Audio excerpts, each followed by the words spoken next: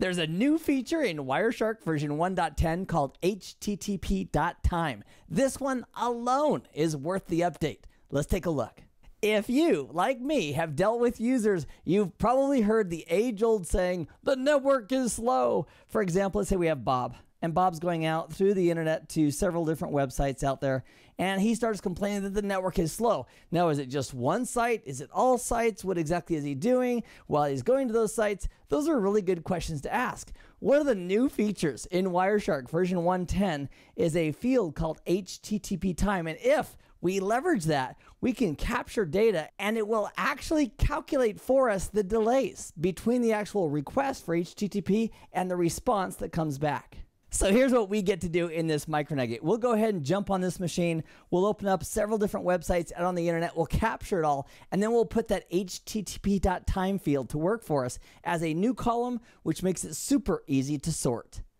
So let's grab this Windows 8 machine. He should be on VLAN 10. We'll just do an IP config real quick just to verify. Sure enough, he's on the 172.16.10 subnet. Fantastic. His host ID is 2. Let's launch Wireshark on this guy and start the capture on its Ethernet interface. We'll minimize that, and then we'll go ahead and visit some websites. Now, by default, my browser is set to go to google.com. So there's one website that loaded pretty quickly. Let's also go out to cisco.com. And let's also open up a tab for juniper.net. I know they'll love that. And let's do one more for Microsoft. So we'll bring up microsoft.com. Fantastic. So Cisco's already loaded. That's great. Google only took a very quick amount of time. Cisco's loaded. It looks like Juniper is still loading, and so is Microsoft. Now, how long are these taking between the actual request and the responses that come back? Now, fortunately, we have the packet capture running, and we can use that new field of http.time to go ahead and tell us exactly the delay between the request and the actual response. So let's open up Wireshark. We've got about 5,000 packets there. We'll go ahead and stop this capture.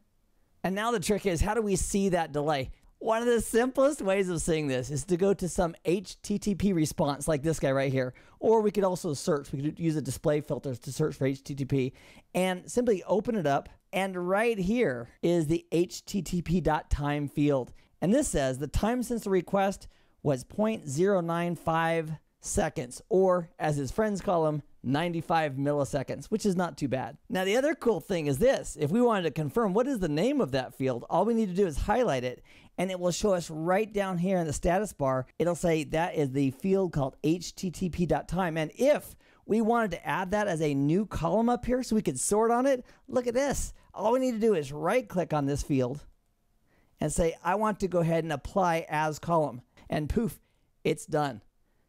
We now have that time since request. If we want to find out who are the biggest offenders from an HTTP perspective based on the request and the final response coming in, all we need to do is sort based on this column. So we can right click here, say I want to sort descending, I want the big numbers on top, and then simply use this icon to go to the very first packet. And I'm going to space it out just a little bit to make it a little easier to read. I'm also going to hide the length column just temporarily. So I'll say hide that column so we can focus on the time since request. And take a look at this.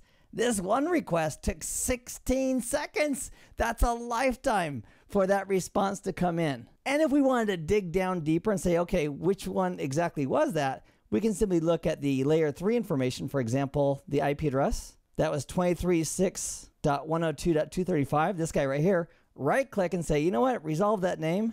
So what this is showing us is that whichever of those companies, Google, Cisco, Juniper, or Microsoft, whichever one was using this as their hosting service or caching service to deliver the content, it took quite a while for the delivery. 16 full seconds for the delivery of a graphic file that was coming down to the browser.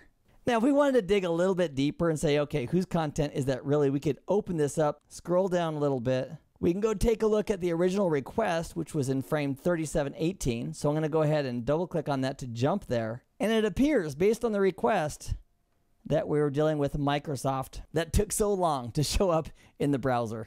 It also is showing us here what the actual image was. So it appears to be a graphic regarding a new phone. That's what the actual file name is. And just because I'm curious, if we wanted to go look at that Because it's in the capture file, we could look at that just by going up to File, Export Objects, HTTP, and simply find that file, the new phone BG0513, which if we scroll through this, if it is Microsoft, that was my last page I went to, and there it is right there. So if we want to actually see that graphic, because it's already part of our capture, all we need to do is say Save As. I'll save it in this Wireshark folder, and I'll use the same name for it.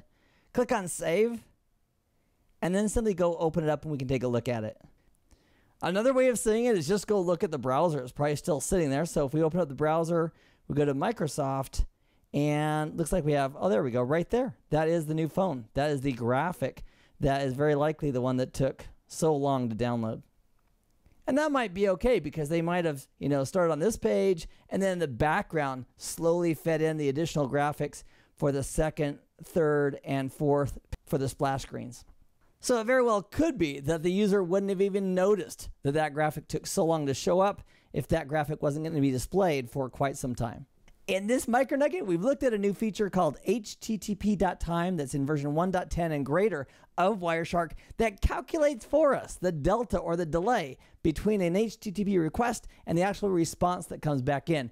We also took a look at how easy it is to make that a new column in Wireshark so we can go ahead and start sorting based on that column.